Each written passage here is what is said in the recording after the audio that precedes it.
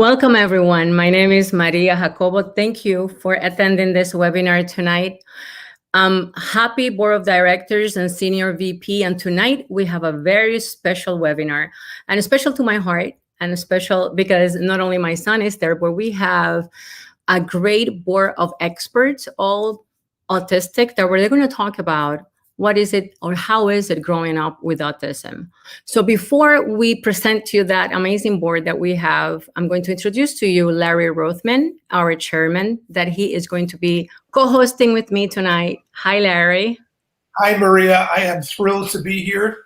This is a wonderful event. I think we're going to have the community understand what life is with somebody with autism from their direct feelings. I think the four fellows we have are amazing in terms of what they've accomplished in their lives and their willingness to be with us.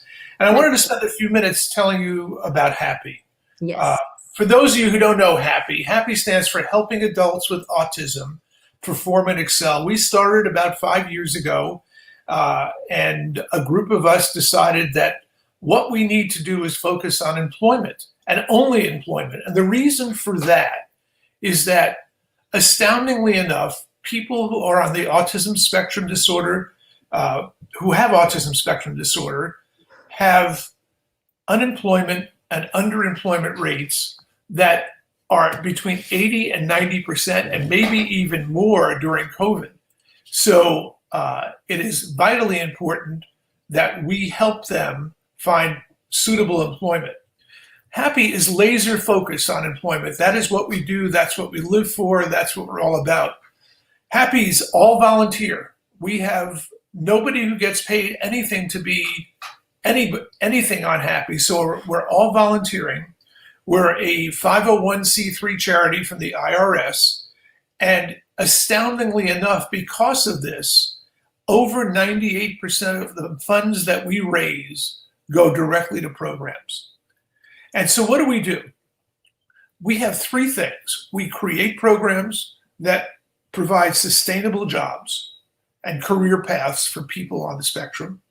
We help fund them. We come to people like you, and we come to foundations, and we come to corporations, and we ask for grant money and donations. And we use those funds to do our programs. And I'll tell you about three of them in a moment. And then we spend our time sustaining those programs. We want to make them better. We want to make sure that they progress. And we want to make sure that the people who are enrolled in those programs are getting value in the time they're spending. And so we have three major initiatives right now. Together with an organization called United Community Options, 2 years ago, we started something called Spectrum Tech. Spectrum Tech is a place, actually it's a virtual place now, where people are trained to be software testers, to learn how to do website analysis. Mm-hmm. We had a webinar about it a few months back. Yes, about 8 months ago, we had a webinar about it. In fact, one of the graduates from Spectrum Tech, Daniel Fernandez, is on our panel tonight. And yeah, thanks for telling. That's a good point, Maria. We've also got two other programs that we've done in concert with Broward College. One of them is the first of its kind in the world. It's an avionics certification program for people on the spectrum. And thanks to our partners at the University of Miami, NOVA, Center of Autism and Related Disabilities, that program has been rated as autism friendly. And we've enrolled people starting last January. COVID kind of got in the way. We'll be starting that program back up this fall.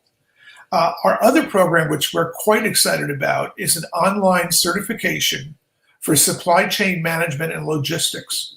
We have 8 different certifications. They're done online at whatever the person's rate of learning is, and they go through it. Several years ago, we developed a job board. It's online. You can see it, and we're going to start populating that shortly. And then these webinars that we've been putting on recently as a service to the community are also very important to us. And I appreciate Maria's efforts in making that happen. So Maria, let's get on with the show. Let's get on to what everybody wants to hear about. Let's introduce our great expert board Let's welcome Angel and Tony and Michael and Daniel tonight, um, so we can start our conversation. Hi, Angel. Hi. Tony. Hi, Michael. Hi, Daniel. Hi. Angel is my son, and he is what we call the inspiration of Happy. But that inspiration has grown to this amazing board. There's Michael that we have a great friendship for a few years now, and Tony that I recently met in one speaking, and we got involved and started mentoring, and the same Daniel who went through one of our programs and graduated. So you're gonna hear from a variety of backgrounds that we love, but we're gonna let them tell you about it. Let's start with the first question, and for me is a question that everybody asks, guys. What is it to be what is it like to be an autistic adult? Who wants to go first? Let's see. Should I just pick? You should just I pick. could go Because nobody, first. Maria, nobody wants to go first. Okay, so Nobody. let's go with Tony, because Tony is like Tony's the most verbal one that we love. Like he's our TV guy. Yeah, thank you. Well, good evening to everybody. For me, to be an autistic adult is, it's about living and with the challenges of autism, but not letting those challenges, control me in my daily lives. Throughout my life, I'm able to overcome different challenges. Since I was a child, being nonverbal, struggles with social communication, struggles with relationship building, anxiety, and many others. Throughout the years, I've been able to overcome that in order to achieve different things like graduating from college with a bachelor's degree, getting a full-time employment in an area that to most society it will Yes. be considered, uh, when you connect, for most society will be impossible. Is customer service, which is an area that requires a lot of social communication. Exactly, especially you growing up with a difficulty about like speaking. Now that you work in customer service, and do you want to say what where else you work? Well, I work as a manager in the with Sherwin Williams. That's my full time job. But I also today do other work. I'm also collaborator on Mhm. television with Univision Orlando. I have a weekly segment, every Thursday. We talk about autism every week and also motivational topics. I'm also a public speaker and also I also wrote my book about autism, common autism, and scripted life, which I have it here. That's amazing, Tony. Overcoming, autism is part of my life, but I don't let autism control my life. So that's what I do to be able to overcome the challenges and help others every day. If you would have seen yourself when you were little, if they would have told you that you'll be doing all this, would you have believed it? No, because what happened when I was diagnosed. The thing is, I was diagnosed with just autism in the early '90s. There was not such thing as different levels of autism as it is today. They were telling different things to my parents and saying that I was not going to make it. So Yeah. to be able to be in this position, not for me, but to help others in the spectrum is a big accomplishment. That's what I'm trying to do. Did you always know that you were autistic? Not until age 14 officially. I did know that I have issues, and Hmm. I was in special ed for a couple of years. I took therapies, but I don't know what it was. I didn't understand at the time when I was a kid, trying to connect with the other kids in school, and always having the struggle of be able to fit in, Yeah, basically. I And guess. and because of that, I created different problems of rejection and bullying, which Hmm. I talk about more in my book. But those are the biggest challenges I faced during my childhood and teenage years to adult, entering to adulthood. So to be able, when I learned about autism, it helped me understand what I was going through, but it was not like it didn't it solved my problems immediately. I just knew what it was. So my goal was to get Exactly. educated and be able to understand more of how it impacted my life. So let's see if one of the rest of the board wants to pitch in. What about you, Daniel? How was it for you growing up what is your Mm, life right now and as an autistic adult, and how was it growing up for you? well, being an autistic adult has a lot of challenges that people without autism don't face. Um, we're usually seen differently from non-autistic people, and there's a lot of assumptions about us that we can't do stuff and that we're stupid or not able to do anything. And growing up, I wasn't diagnosed with autism until I was 14, 15. But um, it was definitely easy to tell that I was different. It took me a Mhm. while to speak. I think I wasn't able to speak until I was 4. Um, Did you notice everything around you? Because that's what perception that a lot of people think, that because sometimes you're not focusing or speaking, that you mm, cannot understand what's going on around you or the faces that people make. it was sometimes difficult to tell what people were thinking or saying. Exactly. Mhm. So what about you, Angel? How was it for you? Well, as you see, though, me as an autistic adult, well, you have, as you grow into an adult, with autism, you have to take a lot of responsibility. And, and some are not easy, or most of it. But as you grow older, you'll understand that and you have to take responsibility like everyone else. And you should know that not everything comes as you expect them, the way you want them to be, and you have you have to just be you, and you cannot compare yourself to other people. That's great advice, Angel. That's really great advice, because that's sometimes what society has a norm for everyone, and they want everybody to be like the same, and that is so limits the way that we can actually express ourselves. So, Michael, how was it for you? Sure. I definitely had similar things to everyone here. Compared to my brothers and sisters, I was. You're muted. Somebody mute. Hold on. There you go. You can hear me? Yeah. Good. Okay.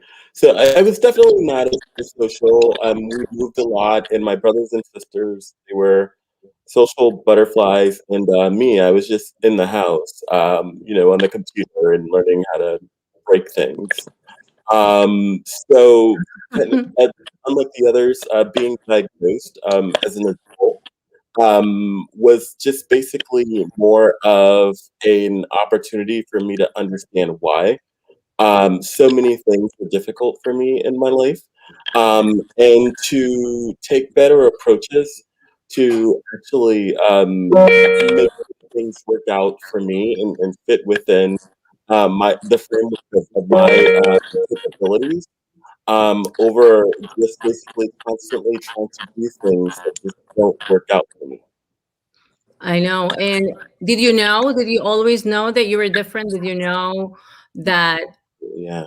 Was it hard for you knowing how people perceive you? Did you perceive the way that people talked around you, or? Um, so there were times, where I heard things or saw things, but I was very kind of blessed to naturally fall into a life path that just allowed me to be very independent of typical social structures in society, all the way up until now. So I avoided a lot of the typical issues, but there were things that were there when I was forced to be around. But I'm kind of blessed in that regard. Yes, indeed. So Larry, I think you have the next So round of Maria, questions. yeah, so Maria, I wanted to ask our panel a couple of questions and get their insights. So I'd like to start with Daniel and go around through the rest of them.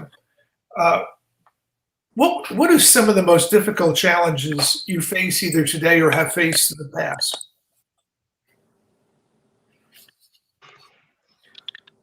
Trying to talk and connect with others is probably the most difficult challenge. Being able to put myself out there and be willing and interact with others. Did you know you were doing? I'm sorry, Daniel. Did you know you were doing that? That it was difficult for you, or was it just kind of like the way it was? It's just the way it was, and I think I also have become kind of self-conscious and afraid that I might say something stupid or might embarrass myself in some way. But you know what? And I'm gonna budge in. You're not at all the background that you have. If you want to talk about it, you have 2 bachelor's degree, you have 2 master's degree. That's the least we can think of you. Yeah, it's interesting, Maria. I was thinking exactly the same thing, Daniel. Like you're one of the brighter guys I've met, and yet you think you're afraid that you might say something stupid, huh? Or that maybe I'm afraid to annoy people. Yeah. How would you annoy them? Like, what makes you think you'd annoy them?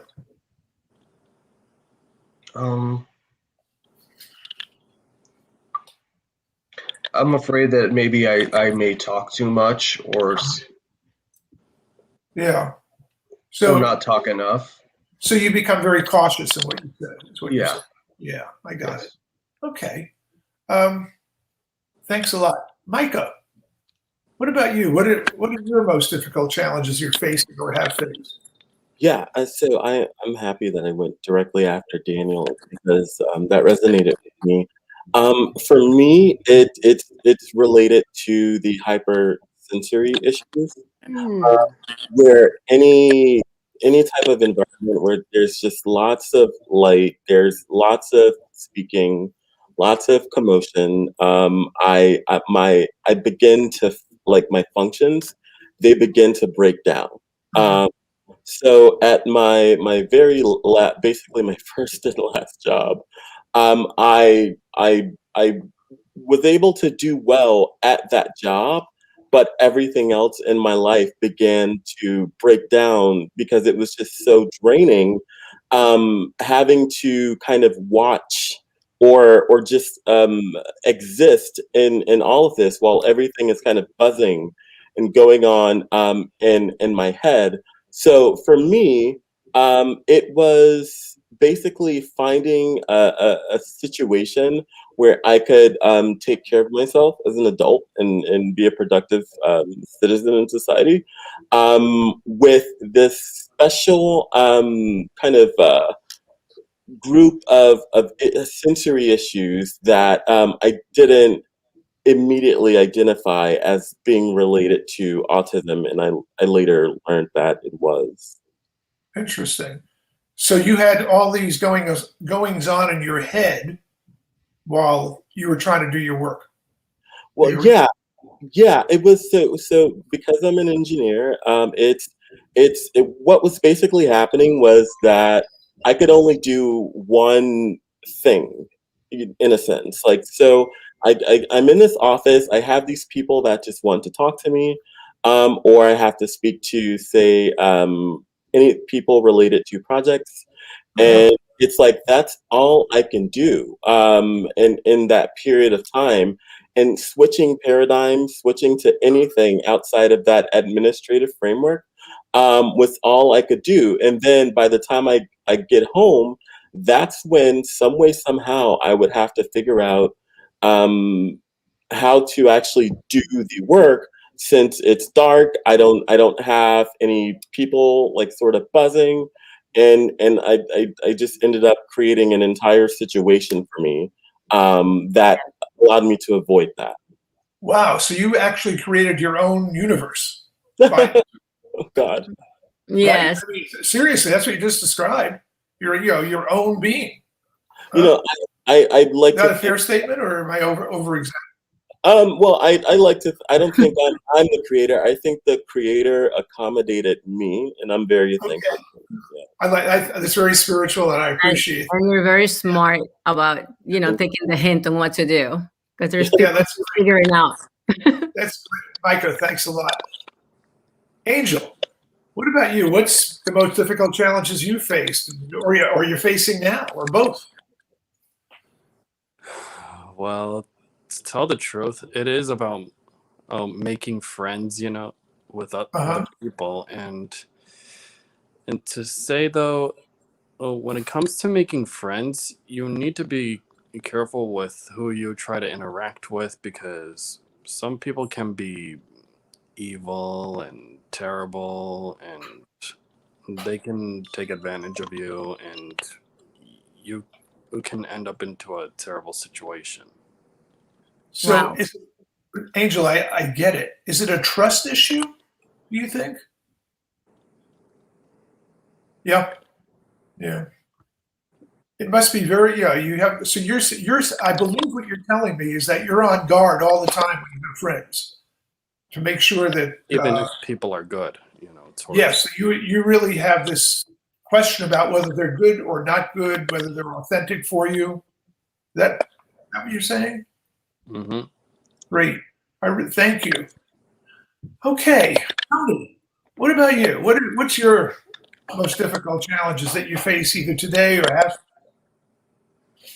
Well, basically, in terms of the challenge that I've had, is going back to the relationship. Is I even though I've learned how to start start connections or be able to read people and all that, I've always had a struggle with keeping relationships. A lot of times, and it still happens to this very day, when I'm trying to keep conversations or keep that connections, I've always had a struggle.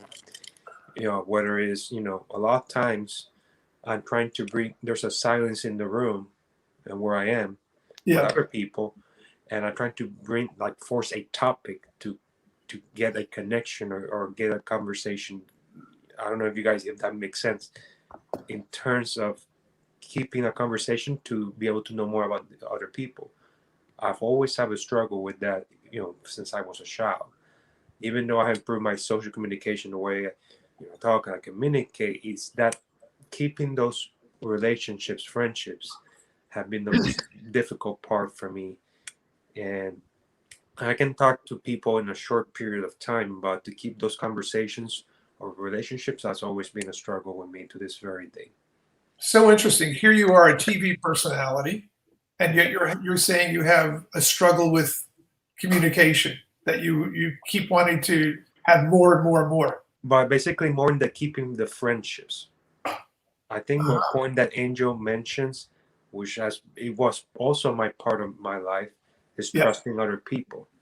Okay. Because of the struggles and situations that I went through throughout my life up to this point.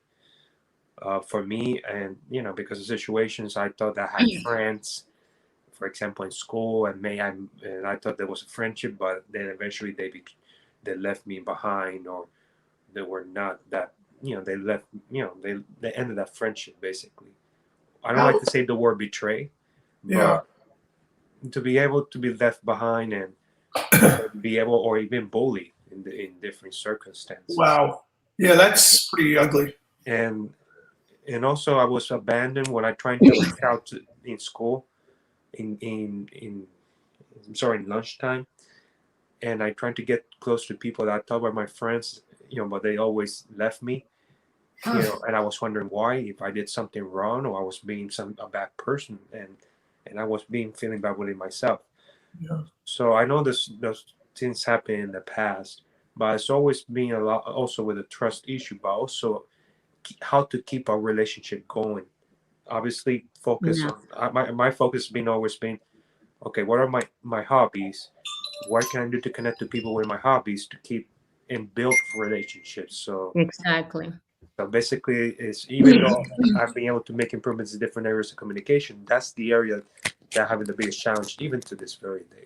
So you all have it's a common thing here. It's your trust, rejection, relationship, communication are all, it isn't as if you're not aware of it. You're very aware of it, right? You know exactly what's going on. And the perception in the world is just the opposite.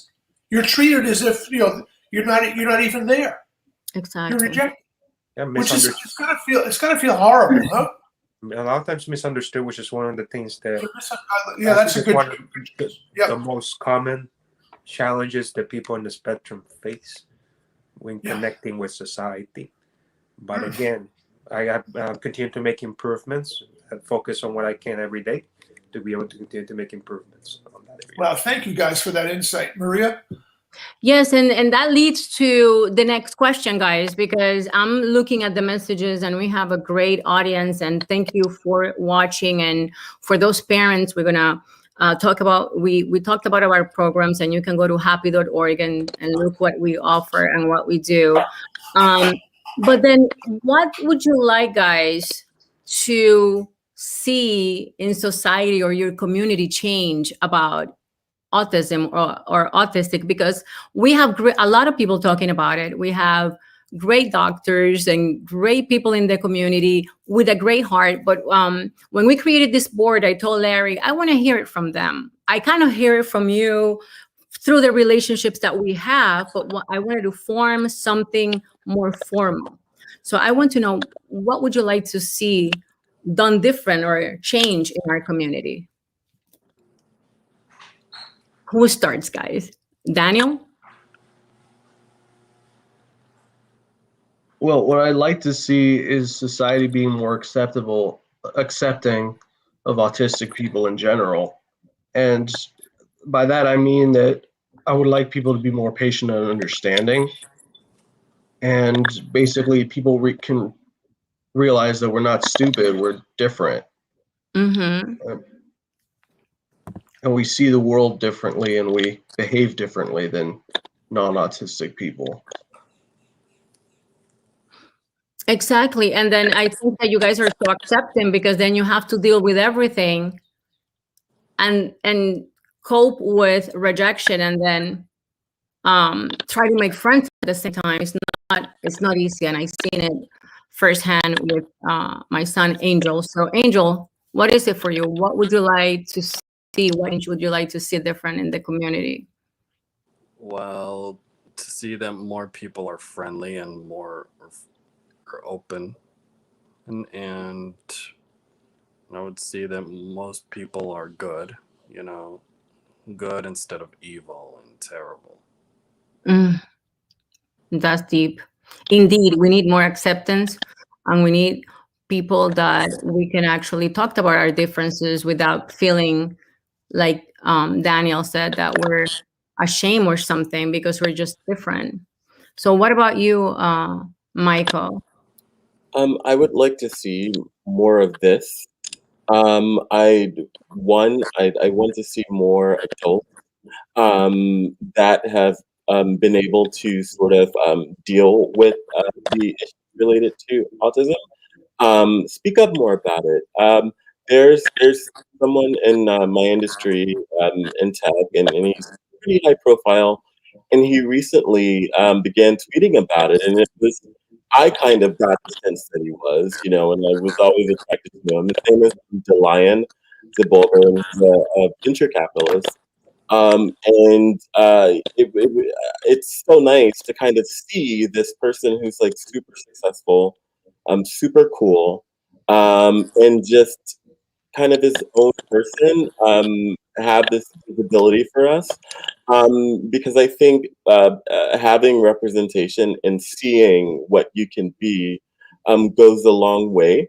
And it also helps inform the public and other people about what autism actually is, because I think there is a lot of confusion there, and they just like look at us like we're just weird or something of that sort, because how what's really going on in our head manifests on the outside.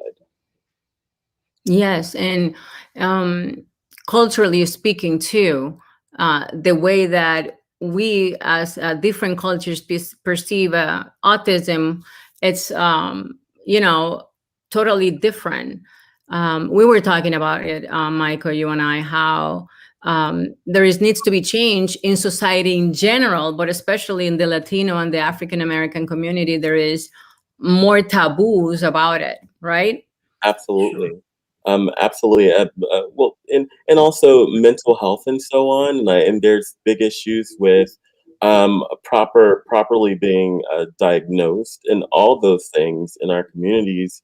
And I think exposure to what it actually is for the public will go a long way in helping curve that. Yes. Tony, what is it for you? I know that you're a great advocate. You wrote a book and that you speak about it. What are the changes that you would like to see in the community based on your perspective? You're Puerto Rican, so you bring the Caribbean to the panel too. Just like me and Angel, we're Dominican. So I wanted to know, did you grow up in Puerto Rico and then move here? And how was it different? And what do you want to see as different in the community in both areas? I was born, born and raised in Puerto Rico, and I moved to Florida 9 years ago. Going to that line, we need to focus on the changes that need to happen. There's different things that need to happen, different changes.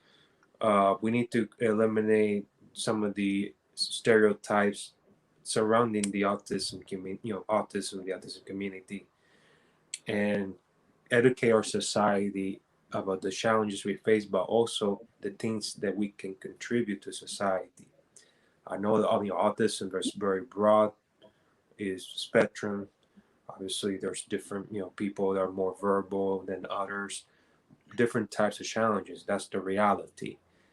Yes. But despite the challenges that all of us face, I have truly believed, and I believe that each person in the spectrum somehow, some way, can contribute to the benefit of the world, basically. Yes, And, indeed. and no matter the challenges that each individual face, and we need to focus, more going to the lines of awareness, acceptance, but also action too, which I talk about in my presentations, and focus on seeing people with individuals with autism as those human beings that are capable of achieving great things and making that difference in the world. And now, first within our community, and because there's different opinions within our community, that's the reality. But and also because of as you mentioned, the cultural backgrounds and the different stereotypes and erroneous misconceptions out there that need to be dealt, that need to be solved. And that's what we're doing, what we are doing. And I'm so proud of you guys Yeah. because it takes a lot of courage. You guys have fought all the way through more than anybody else to make it where you are against all odds. So touched, and you know that that's why here at Happy we are so committed to see you succeed, guys. And we are going to continue to create programs that will help you do that. So, Larry, I think Yes, you have another question. Maria, I just got to say, I'm so inspired by the answers, the insights that we're getting from these four guys. I really appreciate you for what you're saying and being as open as you're being. It's incredible. Thank you. So, as Maria mentioned, we're all about employment, and you all work. You all have a career of some sort or a job of some sort. And what I'd like to know is, what does having a career or a job or an opportunity to work mean to you? And let's start with Daniel. And Daniel, I'd appreciate it if you would also weave into your discussion what it was like at our Spectrum Tech program that you went through and what it meant to you and where you're going with it. Well, I like having a job because it allows me to help others, and having a job makes me feel like I contribute to society. And at Spectrum Tech, I was trained to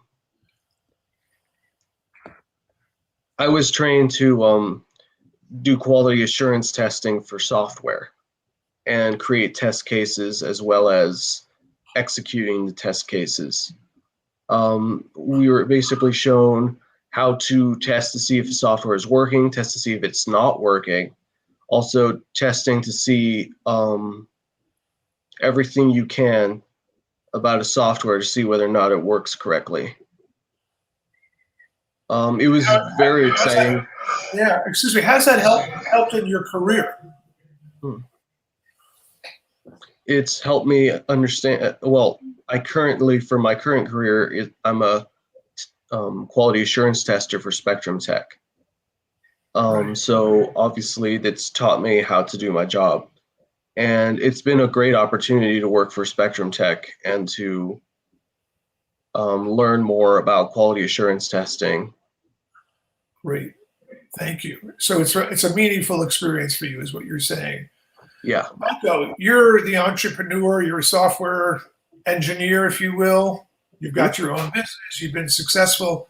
What does it mean to you? What's your career like? What does it mean to be the success in the job that you've had? Sure. So my core business is software contracting, and I take contracts for medium and large businesses to build their primarily internal software. Um, uh, for me, my work is how I interface with the world, period. And it's always been that way because I've always been very isolated. So I wasn't like forced into social situations. I wasn't ever forced to network or anything like that. So whenever to create my own opportunities or to show appreciation or my form of generosity, period, is always by contributing to something with my work. And that's just how everything happens for me. Wow. Got it. Wow. I mean, it sounds profound. I mean, it's your world, right? Yeah. You're making a difference in the world, you're contributing to the world, and you're making a living from it at the same time. Yeah, it really is my vantage for everything because I know that I don't have some skills that other people might have, but I do have this set of skills, and I can contribute that to improve my situation, and that's the model that's worked for me. I mean, I know Michael because I know you, but this is important to say that you support yourself. Hmm. You work, and when we say we work, this is not a job that a lot of people think. Not only you support yourself, but you contribute significantly to the support of your family. Oh yeah, big time, big time. Exactly. So for us, that I mean, the way that I see it is you have improved tremendously the quality of life of your family because you were able to create a career for yourself and work. Yeah, yeah, and in isolation at that. So it's just like a lot of things that occur to people, whether it's just the economy or the times, I'm just always kind of really disconnected from, and just kind of making my own beat as I find opportunities through the internet. Great. So, Michael, that's terrific. Angel, you've got an interesting job. Want to tell us a little bit what it means to you and what the impact is to you?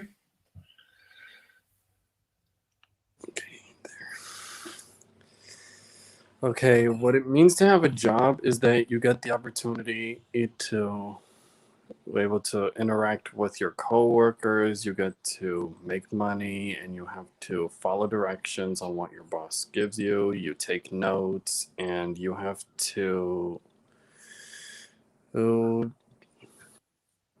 follow rules. Yeah. Would you mind telling everyone what you do? Because it's kind of a really interesting job that you've got. You work where? At Starbucks. Good. And what kinds of things do you have to do at Starbucks? Pretty complicated?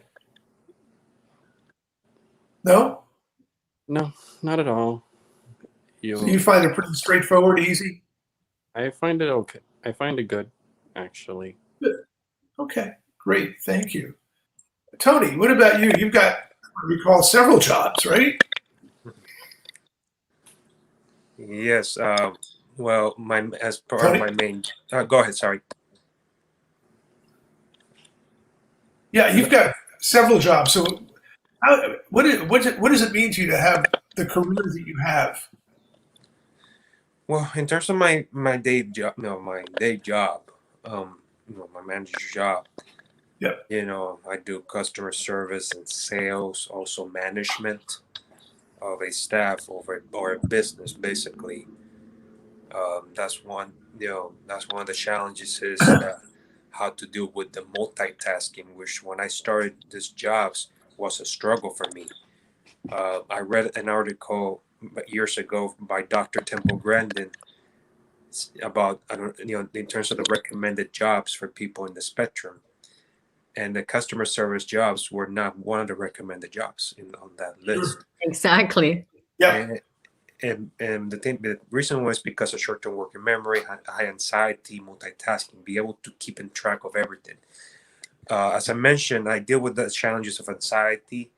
A lot of times when I'm where my levels of anxiety are very high, I get in terms of like a confusion mode, or like I cannot think straight, or I begin to show different things related to my, as this autistic person. But throughout time and the thing about these jobs is just the repetition at the same time. Some of the scenarios that I face become more often, they're coming back in different ways more often.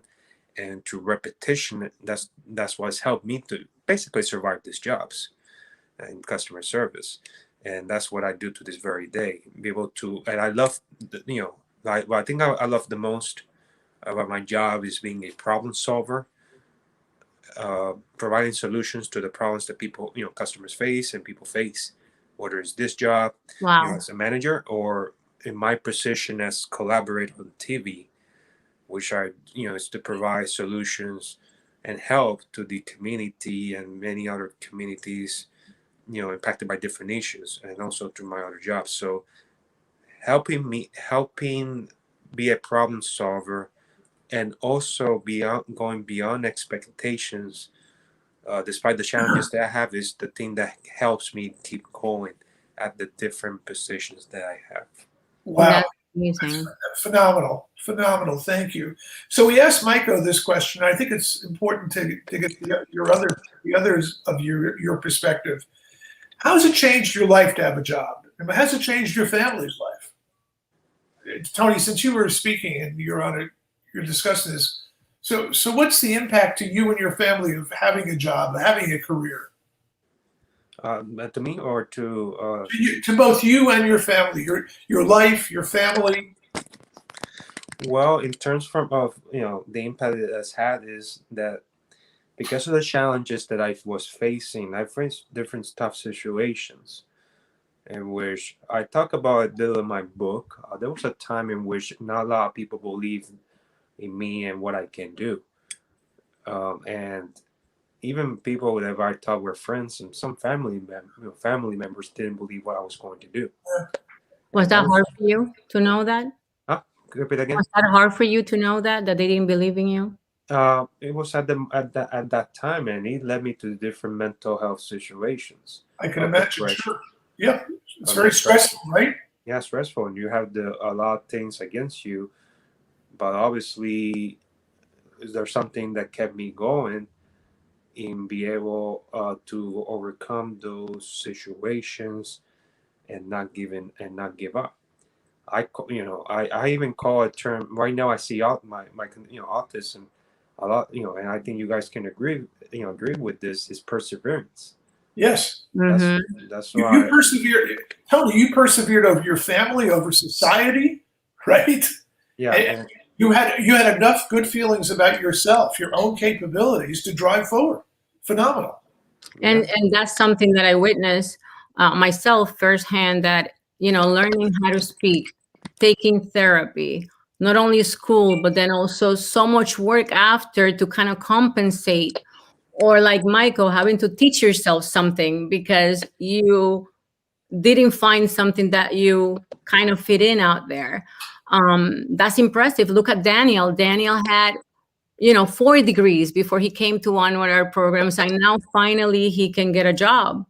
So I mean, he has an internship. So this is amazing. He's hired by Spectrum Tech, and I'm going to do other work. So for me, they're the most courageous and perseverance and warriors that I know. You guys Well are. said, yeah. Maria. Well said. Daniel, what about you? We've talked about you now. What about you? Talking about you in terms of the impact. How's it changed your life, or has it changed your family's life? Is your family supportive of what you're doing? Oh, they're very supportive. They're very proud of me.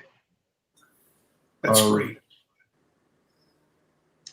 And it's changed my life with in that, obviously, like I said, it makes me feel very happy and useful to be working. So it fulfills you. Would Yeah. you say it fulfills you? Yeah. Okay. Yeah, that's great. that's a great way of putting it. Yeah, that's what it sounds like. I mean, It's very fulfilling. Yeah, that's wonderful. Angel, what about you? In terms of what's been the impact to you and your family of you having a job?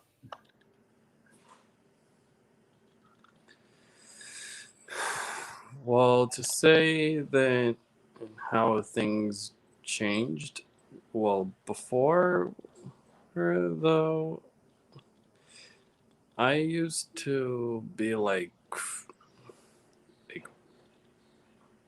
ex- excluded, from other people. But right now, although as you grow up, though, how things changed in Interesting. my life right now, I get the chance to interact with others and everything else. So that's helped you a lot in your life. Great. Yes. Thank you. Michael, do you want to add anything to what you were discussing before about you and the impact to you and your family? I know Maria mentioned that it had a profound effect for your family, right? Well, yeah, but it wasn't something that was birthed from support. I just became I basically, again, because I'm so isolated from just a lot of things. I became like a hedge for my family in a sense. And it's just like when things change dramatically, for my family around 2012, and all of my brothers and sisters were displaced, and they are like kind of just getting back on their feet the past 2 years.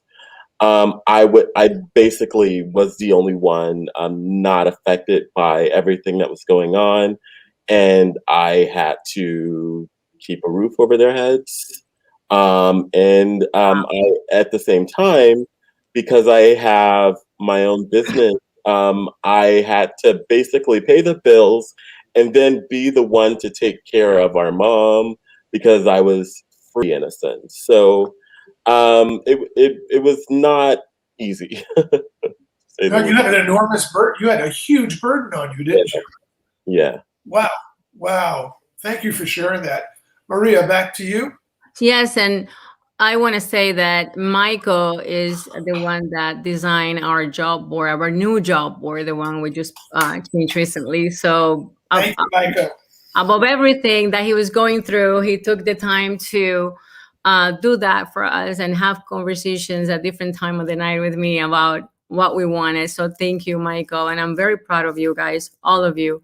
So the other question that I want to ask is like, you hear a lot about awareness and acceptance, and we all talk about it in the community, but I want to hear from you. What does it mean to you to be accepted, or for people to be aware of autism? What does that really mean when you hear that?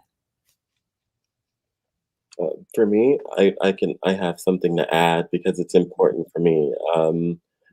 My friends basically, and kind of learning that they were accommodating for me in a sense, and hearing my best friend tell me that she had to accept when we were in like middle school that I was going to be a certain way our entire life. It basically made me realize that there are people that are able to see that Mm. you are different, but still be accepting and patient and are willing to learn you. So for me, I would love to see, along with the awareness, a new form of of sensibility, primarily in workplaces and in other related environments. Well, we're working on an autism friendly city, hopefully soon here in Weston. So, and if we have our way, like Larry and I always discuss, this should happen everywhere on an autistic person leaves, so that everybody understands those accommodations, or not even accommodations, because people think there's so much that needs to happen. So it's actually not what they think, right? Right. Yeah, and I think it's yeah, accommodations isn't the best word. I think maybe understanding that Yes, perhaps our processes are just a little different, and you can't say be a bit forceful about it. We're working. It just doesn't look the same way as it does with neurotypicals. exactly. So what about you? And we have only 8 minutes to go, so we really have to start cutting it down. So let's see, for Angel, what do you think about um, what does it mean for you when we talk about acceptance and inclusion and awareness? Okay.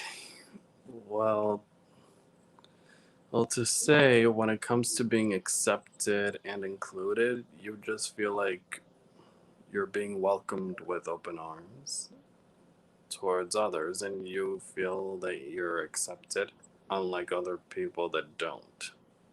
Mm-hmm.